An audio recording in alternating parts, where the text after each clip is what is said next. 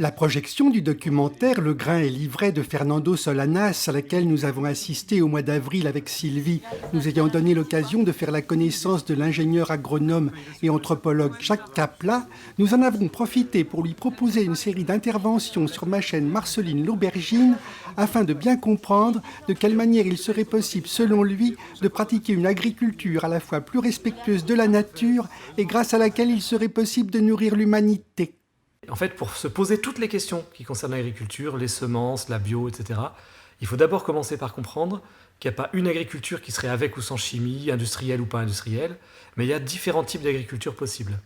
Et historiquement, on connaît 15 à 30, selon la manière dont on compte, lieux différents dans le monde où l'agriculture a été inventée. Et en fait, l'agriculture qui s'est installée en Europe et qui s'est imposée au monde depuis la Renaissance, puis l'époque coloniale, puis les années 70, c'est une agriculture que j'appelle l'agriculture conventionnelle, parce que c'est l'agriculture qui fait convention aujourd'hui dans les institutions internationales. Et donc, il faut la comprendre pour comprendre qu'est-ce qu'on pourrait faire différemment.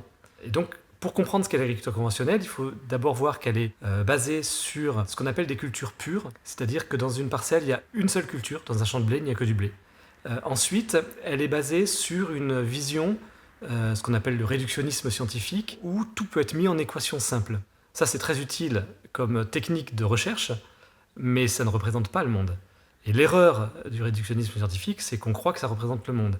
Et en agriculture, le type d'agriculture parmi beaucoup d'autres qu'est l'agriculture conventionnelle, c'est basé sur une vision réductionniste où tout est mis en équation simple, et on se dit par exemple, puisque les plantes ont besoin d'azote, de phosphore et de potassium, eh bien, on veut la rapporter directement de l'azote, du phosphore et du potassium, dont les symboles sont N, P et K, et ce sont les fameux engrais NPK qui sont utilisés en agriculture.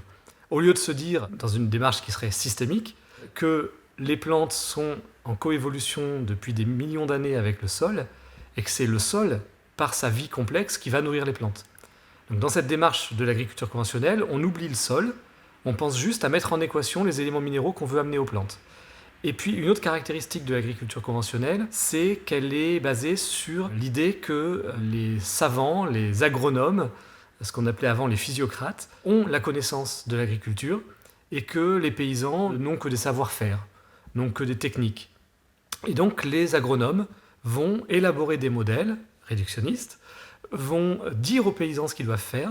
Et il y a eu une perte de savoir des paysans dans cette agriculture conventionnelle qui s'est centrée sur des savoirs intellectuels qui sont utiles, mais qui malheureusement ont appauvri les démarches. Et enfin, cette agriculture conventionnelle, elle a encore une autre caractéristique, c'est qu'elle est basée sur une démarche productiviste.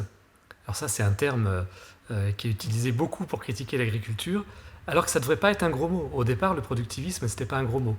Le productivisme, c'est vouloir augmenter la productivité. La productivité, c'est quoi ? C'est le rendement par travailleur. C'est pas le rendement par hectare, on fait souvent la confusion. Le rendement par hectare, c'est intensif.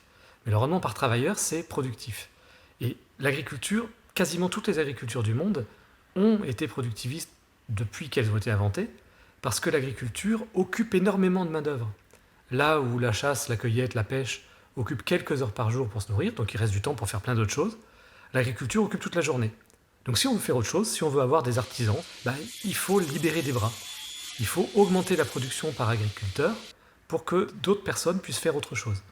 Et l'ennui, c'est que cette approche productiviste, qui était très utile pour bâtir des pyramides, pour construire les cathédrales, pour faire la révolution industrielle, aujourd'hui, elle est devenue totalement absurde.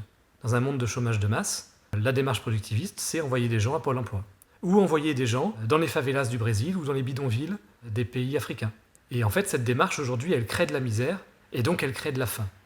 Et un point qui résume parfaitement toutes ces démarches de l'agriculture conventionnelle, c'est que cette démarche élitiste des savoirs et l'approche réductionniste scientifique a conduit à créer des modèles de sélection des plantes de façon complètement théorique qui ont donné des schémas de multiplication et de reproduction complètement hors sol, complètement à dire de modèles en fait, et ça a complètement standardisé la production des semences.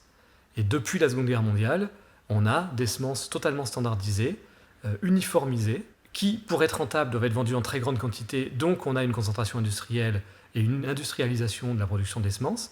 Et ça donne des hybrides F1, ça donne une très faible diversité des variétés cultivées, ça donne un appauvrissement de la biodiversité domestique, animale aussi d'ailleurs.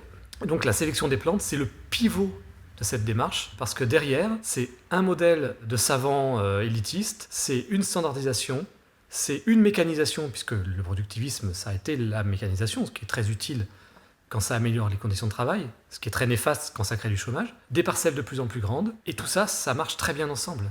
Quand vous avez une parcelle de blé où tous les épis sont génétiquement identiques, c'est comme des clones, où il n'y a que du blé, vous mécanisez, vous avez des tracteurs de plus en plus lourds, des charrues de plus en plus larges, des pulvérisateurs de plus en plus larges, vous coupez les haies, vous arasez les talus, vous comblez les fossés, et vous avez un système où l'agriculture a complètement supprimé l'environnement, a supprimé quasiment le sol, qui n'est plus un support. On a des plantes qui sont totalement déséquilibrées avec leur milieu, donc qui sont malades, donc on met des pesticides.